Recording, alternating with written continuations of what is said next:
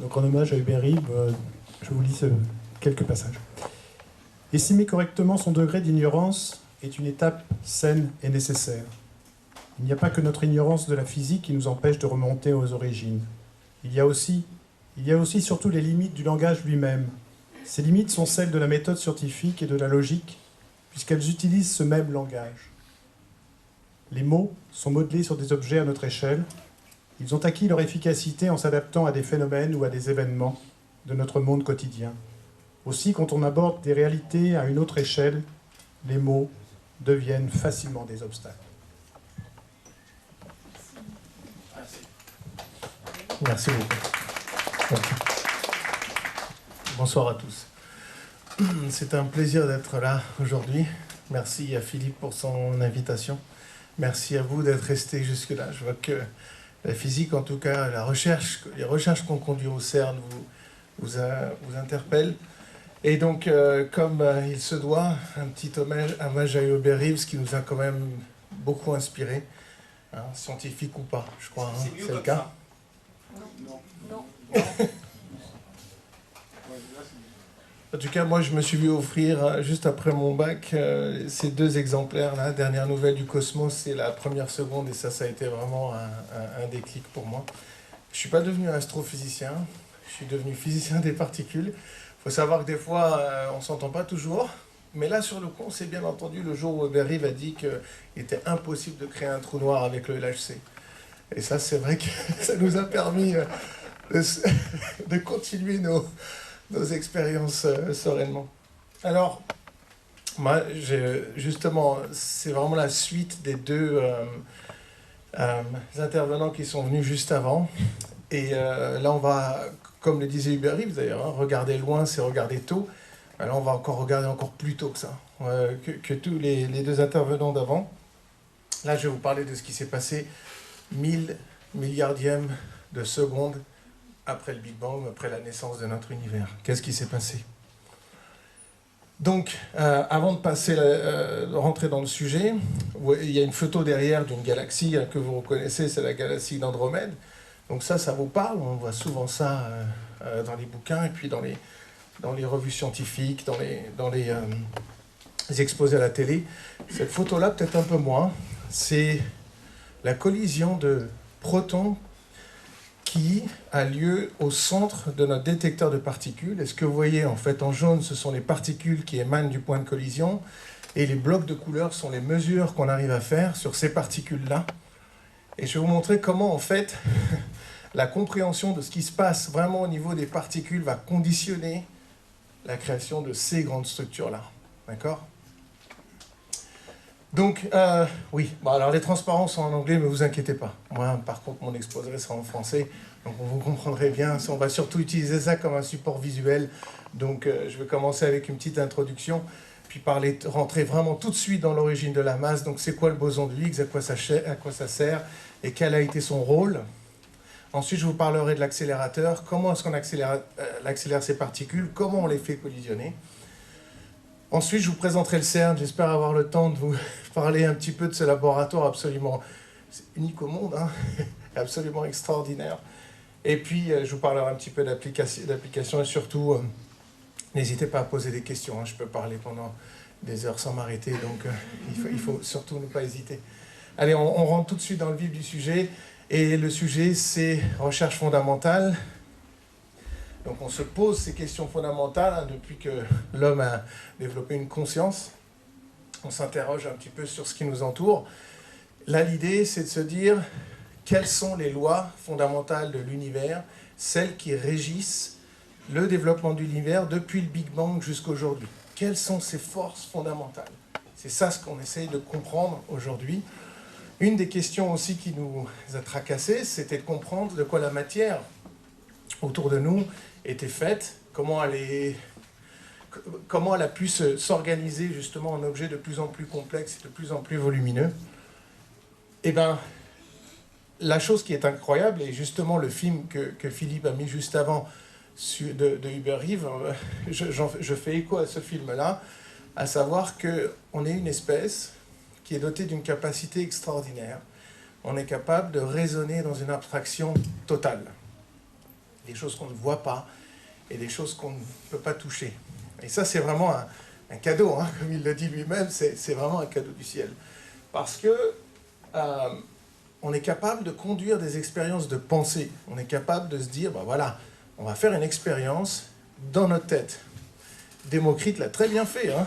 Il s'est dit, bon, je vais prendre un bloc de matière, je vais prendre ce bloc de matière, je vais le couper en deux.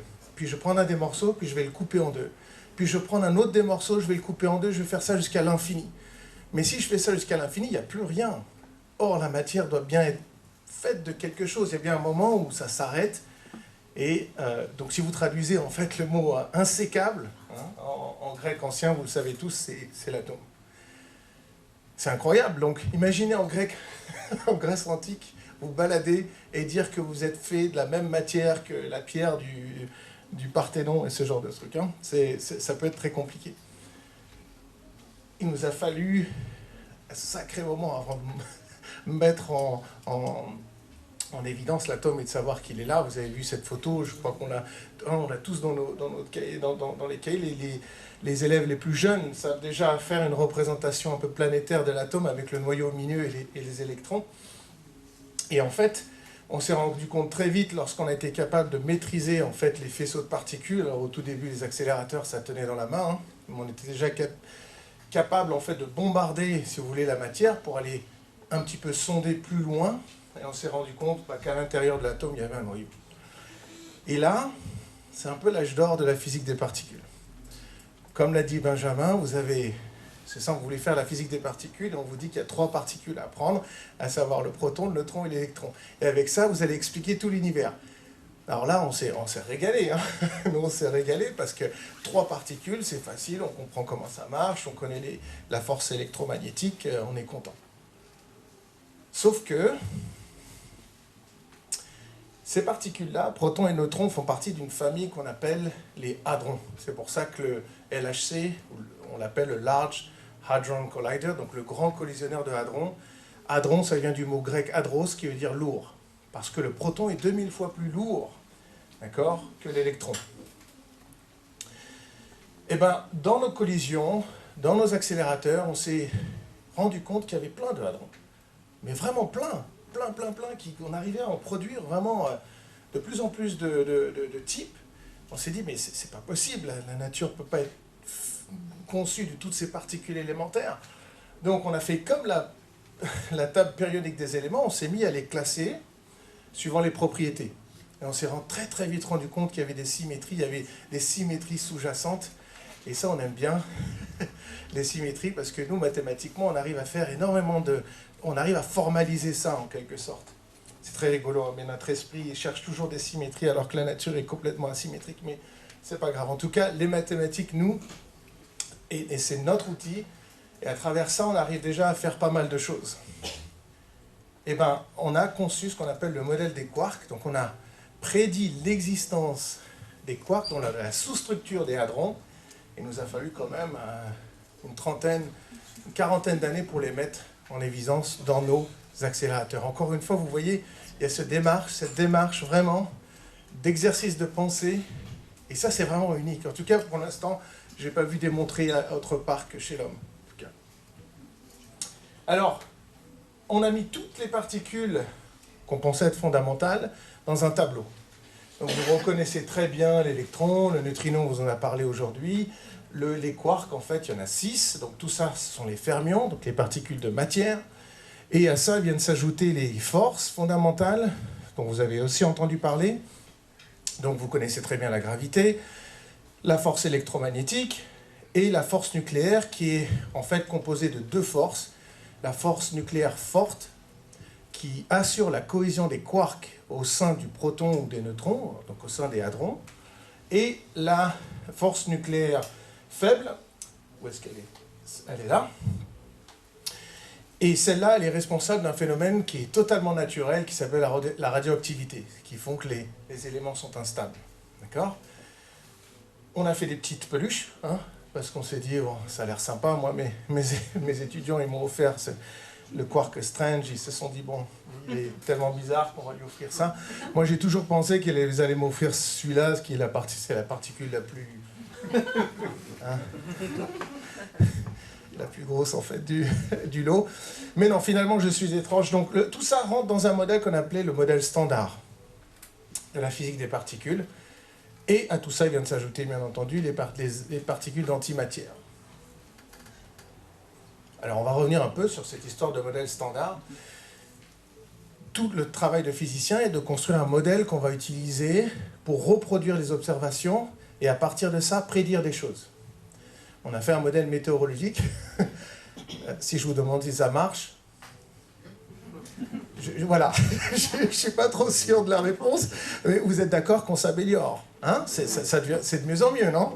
Donc, non, mais c'est pour que vous compreniez qu'à quel point c'est difficile de construire un modèle prédictif. C'est extrêmement difficile. Vous prenez deux particules du tableau là, deux peluches là, vous prenez les interactions fondamentales, le modèle standard va vous prédire le résultat d'interaction entre ces deux particules à la 10e décimale prête, avec une précision à la 10e décimale. L'homme n'a jamais conçu de modèle plus précis et plus puissant que le modèle standard de la physique des particules. C'est une œuvre absolument extraordinaire que l'homme a été capable de concevoir. C'est vraiment je me demande pourquoi on appelait ça le modèle standard, en fait. On aurait dû l'appeler le modèle extraordinaire, le super modèle, hein, mais pas le modèle standard. C'est un peu... bon, je trouve ça très limité. Alors, ce qui est cool, c'est que le modèle standard, il se résume avec une équation qui est très simple et qui ressemble à ça. Ce que vous voyez là, c'est le Lagrangien du modèle standard. En quelque sorte, c'est comme une équation de mouvement. Vous avez tous vu ça à l'école, avec l'énergie cinétique, etc.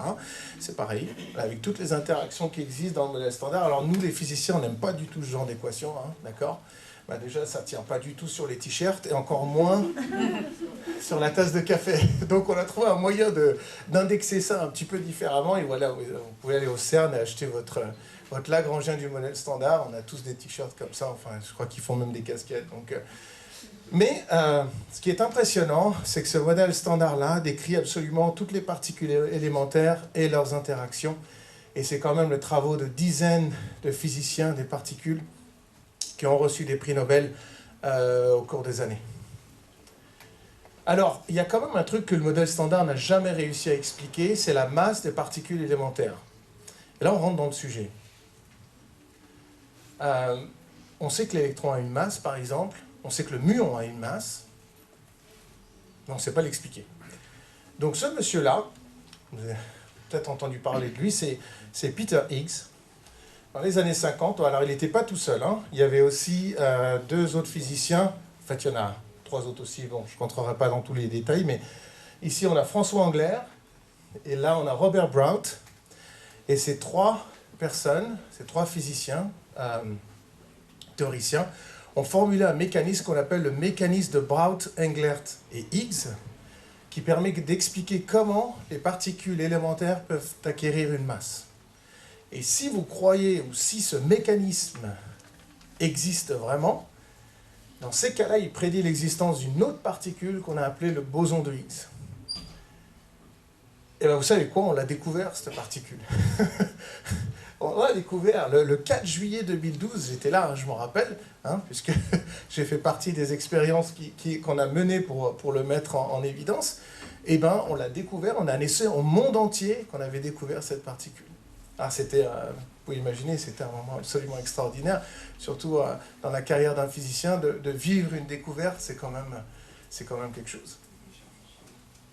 Ah, absolument. Donc, malheureusement, donc alors, heureusement, Englert et Higgs étaient encore en vie, donc ils ont reçu le prix Nobel en 2013, un an après. Malheureusement, Robert Brout est mort en 2011, un an avant qu'on découvre sa particule. Alors, j'ai répondu à énormément de journalistes pendant cette période. Et il y en a un qui m'a demandé, mais si vous arrivez à expliquer l'origine de la masse, est-ce qu'on va perdre du poids avec le boson de Higgs? Alors, c'est vrai, c'est une question de société importante. moi j'aimerais bien qu'on ait la réponse. Hein. En tout cas, une réponse simple. Donc, moi, je lui ai répondu, non, je suis désolé, mais on ne va pas faire des pilules de boson de Higgs. Parce que tout simplement, il faut savoir que votre masse, la masse de tous les objets qui vous entourent, la masse des galaxies dont on a parlé avant, ça ne vient pas des particules élémentaires. Pas du tout. D'accord ? La masse, telle qu'on la connaît, en fait, vient de l'énergie de liaison des particules à l'intérieur du proton ou du neutron. Imaginez que vous construisiez un mur, vous décidez de construire un mur avec 3 briques, un mur de, je sais pas moi, 20 mètres de haut sur 10 mètres de large. Vous mettez ces 3 briques là et vous coulez un béton, donc la colle étant le ciment, vous coulez un ciment à l'intérieur en fait, de ce coffrage là.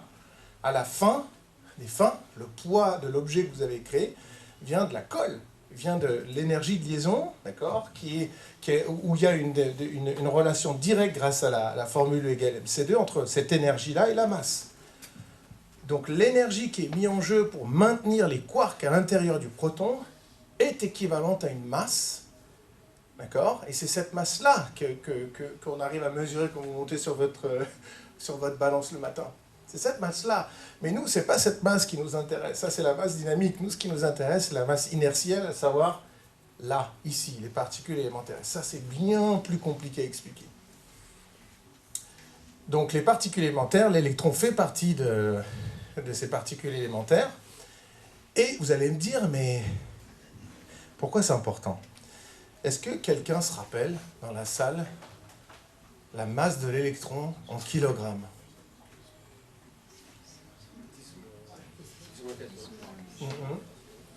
Qui c'est qui s'en rappelle? La masse de l'électron en kilogrammes. 10-30. Ça c'est...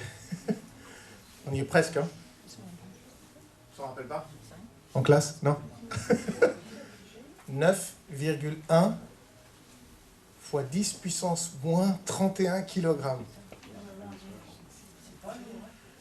On s'en fiche. Franchement, c'est ça le truc, c'est que c'est tellement petit que on s'en fiche en fait, vraiment. Vous allez me dire pourquoi c'est tellement important en fait. C'est tellement petit. Je viens de vous expliquer que la masse, notre masse à nous, vient de l'énergie de liaison, de la force nucléaire essentiellement. Donc, pourquoi je m'intéressais à 9,1 fois 10 puissance moins 31 kilogrammes? Est-ce que quelqu'un peut me dire ce qui arriverait à cette photo ici si on n'arrive pas à expliquer la masse de l'électron et que la seule explication ou la seule hypothèse qu'on peut émettre, c'est que la masse est 0. Qu'est-ce qui se passe? Oui. Pourquoi? Non, l'électron n'est même pas maintenu à l'intérieur de l'atome avec la force gravitationnelle. Exact. Donc, pourquoi il s'en va?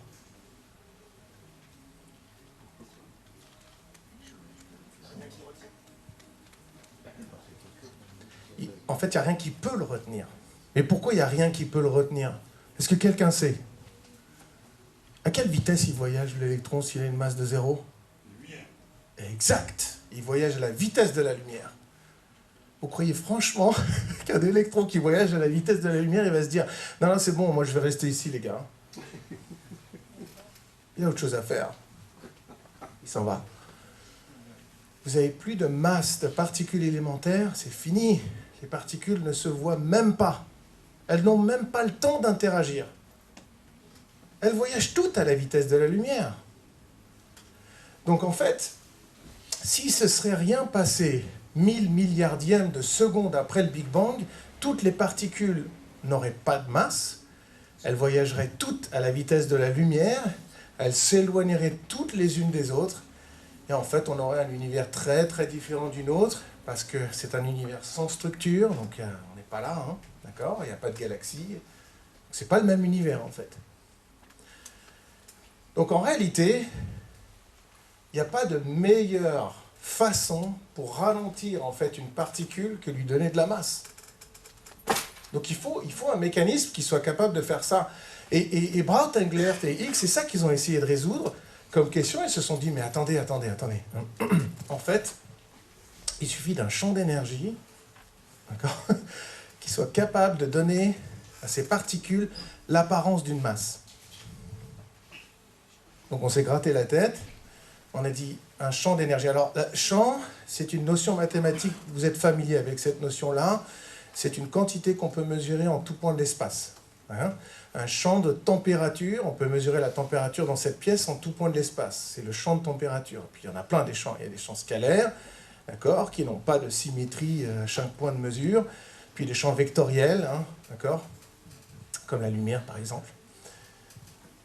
Là, on a un champ, on va faire un champ, mais c'est quoi cette apparence? Ben, en fait, imaginez, on arrive à concevoir le fait, enfin facilement, que quand on marche dans l'air, c'est plus facile que de marcher dans l'eau. Hein? Quand vous rentrez dans la piscine, ça devient déjà plus difficile de se déplacer. Parce que non seulement vous déplacez votre masse, mais vous devez déplacer l'eau qui est autour de vous. Donc ce milieu vous donne l'apparence d'être plus massif que vous ne l'êtes vraiment. D'accord?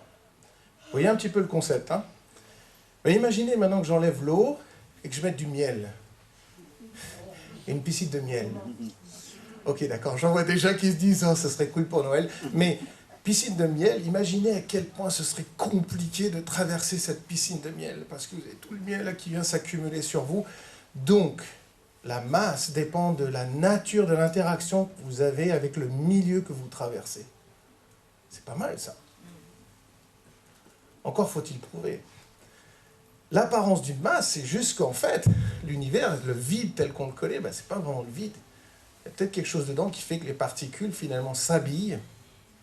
Et dans cette idée, en fait, si vous regardez ici, donc... on va représenter le champ de Higgs ici avec cette structure, en fait, cet échafaudage là, de l'univers. Si je n'interagis pas avec ce champ de Brout, Englert et Higgs, je le traverse et je n'ai pas de masse. Par contre, si j'interagis avec ce milieu-là, automatiquement, ma particule ici s'habille et devient massive. Ça, c'est pas mal. Alors là, on tient quelque chose, ça semble être compliqué, mais apparemment... 1000 milliardièmes de seconde après le Big Bang, les particules auraient traversé donc, ce champ de Higgs, se seraient habillées d'une masse et donneraient justement après naissance à l'univers tel qu'on le connaît aujourd'hui, parce que les particules auraient été ralenties, elles peuvent s'organiser en objets plus complexes, s'organiser en protons, neutrons, atomes, etc. Maintenant, comment est-ce que je peux montrer finalement que ce champ d'énergie existe? Donc, ils nous ont dit, c'est vraiment lié, le vide tel qu'on le connaît aujourd'hui n'est pas le vide, il est rempli, d'accord, l'échafaudage de l'univers, il est structuré en un champ d'énergie. On va revenir à l'exemple de la piscine. Comment est-ce que vous pouvez démontrer qu'il y a de l'eau dans la piscine? Les plus jeunes me disent, bah, on saute. C'est vrai, s'il n'y a pas d'eau, c'est vite réglé, je pense. Hein. On peut faire un truc un peu plus safe, qui est on va s'agenouiller à côté de la piscine, et puis on va taper dessus, quoi. Et qu'est-ce qui se passe à ce moment-là? On voit des ondes, on voit des petites ondelettes là, qui se propagent sur la surface en fait, de la piscine. En transférant de l'énergie au milieu, le milieu va utiliser cette énergie pour matérialiser un objet qui est justement cette petite vague qui va se propager. Et ben, c'est ce qu'on fait avec le LHC, en fait, avec ce grand collisionneur de particules. On va accélérer les particules presque à la vitesse de la lumière, à 99,999% de la vitesse de la lumière. On va les faire s'entrechoquer, et à ce moment-là, on veut pouvoir créer des perturbations du vide. Et si le vide a une structure, si ce milieu a une structure, alors il doit se matérialiser en quelque chose. Et si cette structure est le champ de Brout, Englert et Higgs, ça doit être le boson de Higgs. De la même façon que vous montrez qu'il y a de l'eau en tapant dessus, alors allez pas dire au monde entier qu'il y a de l'eau dans l'univers, hein, mais c'est seulement une image, parce que c'est clair, quand ils nous ont sorti ça, on leur dit non, non, non, on ne va pas revenir à l'éther, parce qu'on a déjà vérifié, il n'y a pas d'éther. D'accord? Vous voyez un petit peu le concept. Donc en fait, on a fait des collisions, et vous savez quoi?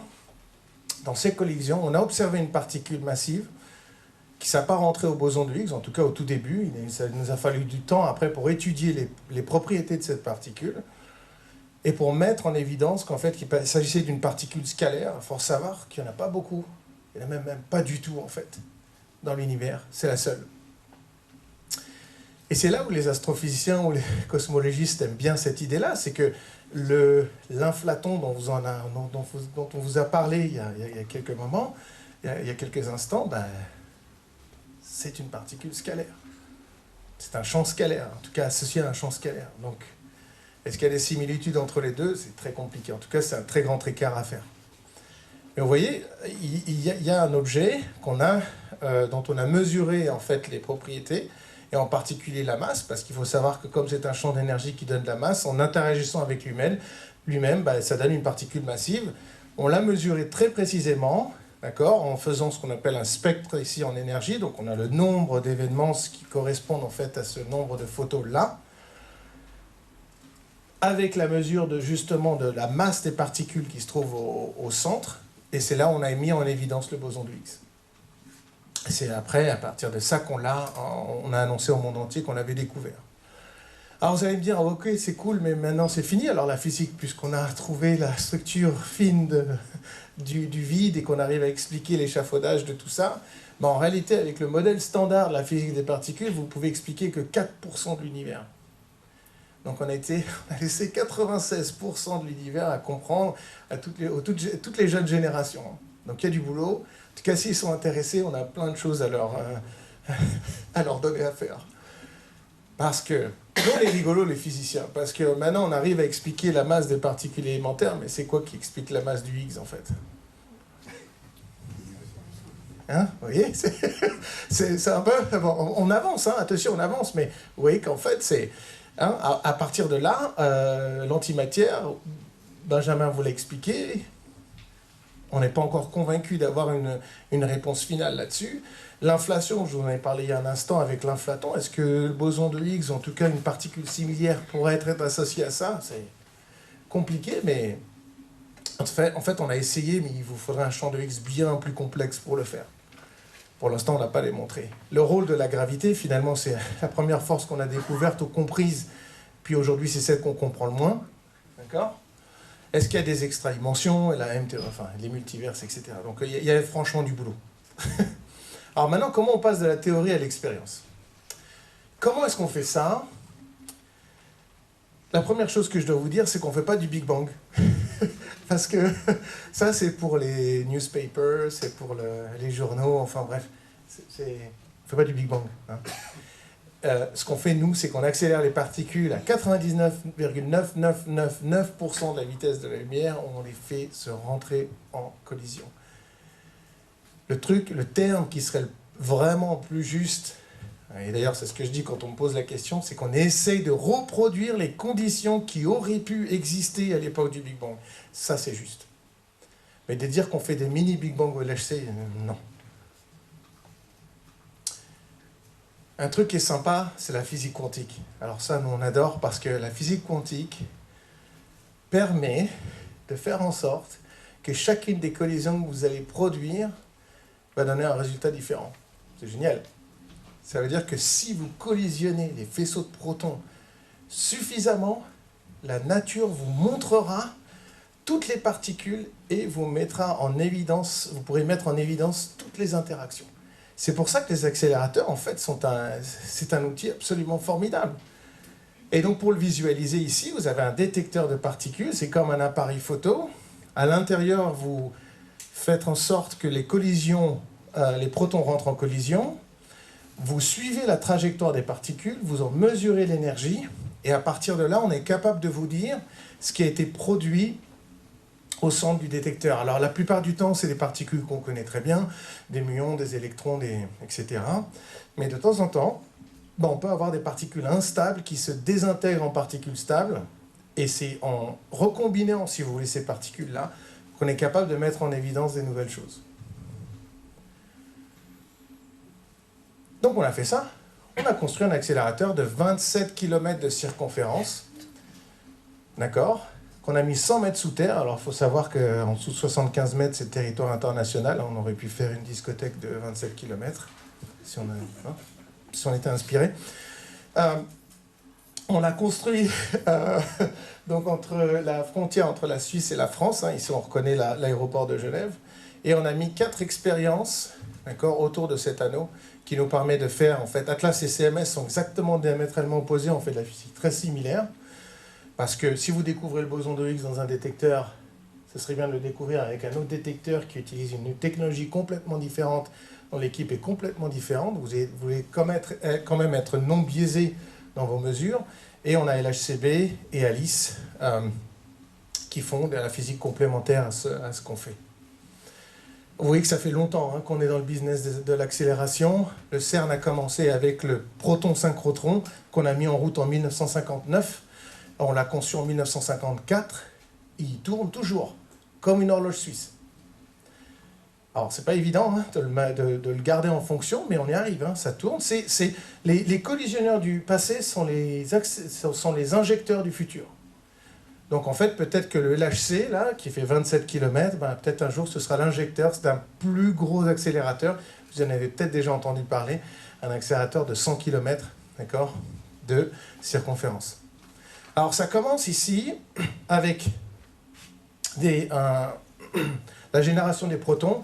Donc, on prend en fait un gaz d'hydrogène, d'accord, qu'on va chauffer dans ce qu'on appelle une source. Terme technique, un duoplasmatron, pour être précis. En fait, vous avez des électrodes ici, on va chauffer le gaz, donc séparer les atomes d'hydrogène. On va faire une décharge électrique qui va permettre d'arracher les électrons aux protons et de pousser les protons grâce à un champ électrique à l'intérieur de la machine. D'accord ? Une fois qu'on a passé la source, on va rentrer, alors c'est ici, dans le synchrotron booster, et c'est lui qui nous permet de concevoir des faisceaux de très haute intensité. Parce qu'il faut savoir que collisionner de faisceaux de protons, en fait, vous n'êtes pas garanti d'avoir des collisions. Les particules sont extrêmement petites, vous pouvez imaginer, donc il faut les compresser, les condenser, et surtout en mettre un paquet, quoi. Donc imaginez, dans un paquet de protons, vous avez 10 puissance 11, voire 10 puissance 12 protons. Donc un faisceau entier fait 10 puissance 14 protons, c'est l'équivalent d'énergie d'un jumbo jet au décollage, que vous concentrez sur une dizaine de microns. Donc vous pouvez imaginer, vous perdez contrôle de ce faisceau-là, il vous fait un trou dans votre accélérateur sans trop de problème. D'accord ? Une fois que vous êtes passé par le booster, vous passez par le PS, c'est comme une boîte de vitesse, vous augmentez en énergie. Là, on arrive à 26 gigaélectronvolts. Il faut savoir déjà que là, on est à la vitesse de la lumière, presque à la vitesse de la lumière de toute façon. Et on injecte ces protons une fois qu'ils ont été accélérés ou préaccélérés par le PS dans le SPS. Donc à l'époque, le SPS, c'était un collisionneur, d'accord ? Et une fois qu'on a injecté dans le super proton synchrotron, c'est là où ce faisceau est préparé et va être injecté, en fait, donc la moitié du faisceau va être injecté dans un sens dans le LHC et va être injecté dans l'autre sens dans le LHC pour pouvoir produire, en fait, des collisions. D'accord ? Ce faisceau-là, on va pouvoir l'exploiter pendant une dizaine d'heures à peu près, entre 10 et 15 heures, ça dépend. Ok ? Alors maintenant, cet accélérateur-là, la conception de cet accélérateur, ça a été une prouesse technique absolument extraordinaire, parce qu'il nous fallait des aimants qui nous permettent de courber la trajectoire des particules qui vont quand même à 99,999% de la vitesse de la lumière, et qui ont surtout une énergie, comme je vous l'ai dit, de 13 téraélectronvolts, voire 14 presque téraélectronvolts. Donc là, on est vraiment sur du très lourd. Donc on a été voir une compagnie que vous connaissez très très bien, il y a 25 ans, qui s'appelle Alstom. Alors ils font des trains, mais ils font aussi des aimants supraconducteurs. Et on a été les voir, on leur a dit « Bonjour, on est des physiciens du CERN, on a envie de concevoir le LHC. » Ils nous ont dit « Ouais, c'est cool, mais vous voulez quoi ?» On aurait besoin de 1232 aimants supraconducteurs de 15 mètres de long capables de générer un champ magnétique de 9 Tesla. Et ils nous ont regardés. Et ils ont dit « Écoutez, merci. On est vraiment content que vous soyez venus aujourd'hui. J'espère que vous avez aimé les gâteaux et les cafés, mais la portée là-bas, les mecs, ils sont complètement dingues. Écoutez, 9 Tesla, le truc, c'est qu'on arrive à faire des aimants très puissants sur des quelques centimètres, mais 9 Tesla sur 15 mètres de long, vous avez un aimant de 30 tonnes. N'importe quelle déformation mécanique peut provoquer le quench, c'est-à-dire la perte de la supraconductivité. Quand vous avez un aimant de cette taille qui stocke autant de gigajoules d'énergie, votre aimant, il fond sur place. C'est des courants de 13 000 ampères qui passent là-dedans. Donc vous imaginez le truc. Mais vous savez quoi? On a réussi à les faire. Ils sont bossés avec nous. Alors, on a beaucoup de compagnies comme ça qui travaillent avec nous main dans la main. On a réussi à concevoir les aimants les plus puissants du monde. Et ces aimants sont refroidis. Alors, après, d'un point de vue technique, on pourra rentrer dans les détails si vous avez des questions. Ça, c'est du niobium titane, etc. Donc, c'est des matériaux absolument extraordinaires qui nous permettent justement de faire circuler ces courants-là. Puis ensuite, il faut descendre en température. On descend à moins 271 degrés Celsius. D'accord? Et ça, la seule façon de le faire, c'est simple. Hein. Il nous faut 800 000 litres d'hélium liquide. Donc imaginez ce que vous mettez dans les ballons qui fait rigoler les enfants, là, quand vous vous en comprimez, il faut 700 litres d'hélium gazeux pour faire 1 litre d'hélium liquide, il nous en faut 800 000 litres. Alors attention, hein, on ne les perd pas ces 800 000 litres, hein, l'hélium est précieux, on le fait circuler dans notre frigo, en quelque sorte, comme vous faites circuler le fréon à la maison. Et après, il vous faut des détecteurs de particules, parce que c'est bien d'avoir un accélérateur, mais il faut pouvoir visionner le résultat des collisions. À l'époque, les détecteurs de particules, ça tenait dans la main. Aujourd'hui, regardez la taille du gars, là. Ce truc-là, il fait exactement, alors si je ne me trompe pas, 27 mètres de diamètre sur 46 mètres de long. 7000 tonnes. D'acier, c'est l'équivalent en acier de la tour Eiffel. Et ce truc-là a une précision de l'ordre de la dizaine à la quinzaine de microns. Donc juste pour vous dire, en fait, la raison pour laquelle les détecteurs sont si grands, c'est que les particules ont tellement d'énergie qu'elles vont très très loin, donc un petit détecteur ne vous permettra pas d'y voir grand-chose. Alors, la tour Eiffel est devenue une unité de mesure. CMS, mon expérience, celle sur laquelle je travaille, c'est 2 tours Eiffel. D'accord? Donc 14 000 tonnes d'acier. Ensuite, ces appareils photo-là, il faut savoir que ça produit 40 millions de photos par seconde. Donc vous produisez l'équivalent de 1000 terabytes d'informations par seconde, à peu près. Vous imaginez la quantité d'informations que ça représente. Il faut pouvoir faire une sélection de ce qui vous intéresse et avoir une espèce de grille de calcul. Donc on a mis en réseau plus de 150 000 ordinateurs de par le monde qu'on utilise pour autre chose aujourd'hui, hein, comme le décodage du génome humain et ce genre de choses. Hein. On utilise les mêmes, c'est des ressources publiques. Hein, d'accord ? Et c'est grâce à ça qu'on a réussi à découvrir le boson de Higgs avec toute cette artillerie-là. Alors très rapidement, je vous parle du CERN, puisqu'on est là. Le CERN, en fait, il faut savoir que on a voulu redémarrer la physique internationale, enfin sur le plan international, on a voulu redémarrer la physique nucléaire ou subatomique en particulier. Et il fallait un laboratoire d'excellence, un laboratoire où on pouvait tous se retrouver. Et donc c'est Louis de Broglie, physicien français, prix Nobel, qui a eu l'idée. Cette idée a été reprise après par Eduardo Amaldi et par Pierre Auger, aussi physicien français. Et ils se sont dit, on aimerait bien mettre un laboratoire en place. Et c'est en 1952 qu'on a réuni en fait 12 pays et qu'on a signé une convention. On s'est dit, on va construire ce centre de recherche. Alors il faut savoir qu'ils sont en train de faire ça en pleine guerre froide. Alors c'est pas le truc le plus simple à faire, surtout quand ça s'appelle un centre de recherche nucléaire. Et donc, c'est en 1954 qu'on a décidé d'installer ça en Suisse, parce que la Suisse avait une longue histoire internationale. Il y avait déjà l'ONU qui était là. Et c'est un des territoires neutres. Et on a transformé donc le centre en organisation, parce que c'est l'une des plus anciennes organisations européennes de l'histoire. La CEE est née en 1956, par exemple. OK ? Alors, nucléaire, on appelle tout ce qui est subatomique nucléaire, d'accord ? Mais on s'est mis d'accord dès le début que tous les résultats de nos recherches devaient être publics. On a renommé ça aujourd'hui le Laboratoire européen pour la physique des particules. Donc on a des États membres, les pays participent au CERN avec une certaine fraction de leur PIB, de leur richesse. Et tout ça pour vous dire que ça fait collaborer plus de 14 000 personnes de par le monde, d'accord? Et physiciens, ingénieurs, techniciens. Et ce qui est remarquable, c'est que certains de ces pays que vous voyez, ne sont pas des fois très amis d'un point de vue politique. Pourtant, on arrive à travailler ensemble, en tout cas au CERN.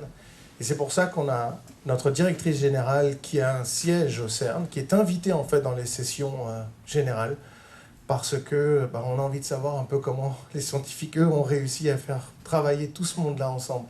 Donc c'est vraiment un endroit unique que j'espère avoir la chance un jour de vous faire découvrir, parce que c'est comme une petite ville, hein. Il y a tout ce qu'il faut, on a des cafettes, il y a tout ce qu'il faut, hein. D'accord, des librairies, enfin bref, il y a même un jardin d'enfants, il y a même un casino. Non, je rigole, il n'y a pas de casino.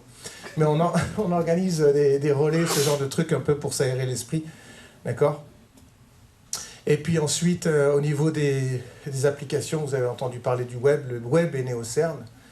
Alors, il faut savoir qu'on a mis un copyright parce que, d'un point de vue légal, beaucoup d'entreprises se disaient être les inventeurs du web. Donc, on nous a forcé, en quelque sorte, à avoir un patent, hein, une licence, sauf que c'est une licence sans royalties. Hein, d'accord? Donc, on est les inventeurs du CERN, les inventeurs du web, mais par contre, on ne touche pas d'argent là-dessus, hein, d'accord? Beaucoup des choses qu'on développe, en tout cas d'un point de vue technologique, vont dans l'idée aussi d'utiliser, comme on comprend l'interaction avec la matière, on essaie de savoir si on peut soigner certains cancers avec des faisceaux de particules. Et nous, on est les champions du monde, d'accord, de l'antiparticule. On arrive à faire des faisceaux d'antiprotons. Donc vous avez entendu parler de la protonthérapie.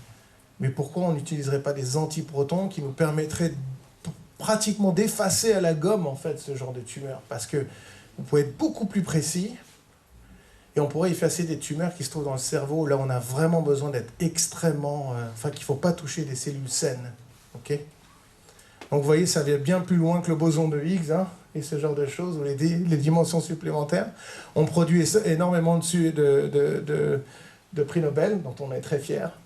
Et on organise aussi des visites, on en a parlé aussi avec Philippe, savoir que voilà, pour nous c'est important en tout cas d'investir du temps pour parler au public, pour leur dire ce qu'on fait. On espère avoir la chance de vous voir là-bas un jour, d'accord? Vous pourrez voir un petit peu les installations. Et puis en guise de conclusion, je voulais vous dire, voilà, est-ce que vous voyez ce jour-là de découverte en fait du boson de Higgs? C'était une célébration absolument extraordinaire. Moi, j'étais là. Hein. Est-ce que ça a changé quelque chose dans vos vies? Je ne suis pas très sûr. On a fait des t-shirts, vous voyez. Hein, c'est vrai, hein, d'un point de vue communication, c'est pas trop mal. Mais on a posé la même question à ce monsieur-là, en fait, hein, quand il a fait sa présentation devant l'Académie des sciences. Il avait 25 ans, personne n'avait rien compris à la relativité générale. Il y a un gars à la fin qui lui a dit, mais monsieur, est-ce qu'on va faire quelque chose? Professeur Einstein, qu'est-ce qu'on va faire avec ça? Vous savez, c'était quoi sa réponse? Je l'ai fait pour l'exercice intellectuel. Parce qu'il trouvait ça fun. C'est un peu comme ça, hein, que finalement on arrive à découvrir des choses. C'est quand on n'est pas biaisé par l'idée d'un profit derrière et ce genre de choses. Mais il ne savait pas que quelques années plus tard, ou 100 années plus tard, enfin plus d'un siècle, on allait créer le système de GPS, hein, qui nous permettait justement aujourd'hui de localiser les gens. Et c'est parmi une des multiples, on va dire, applications. Merci beaucoup.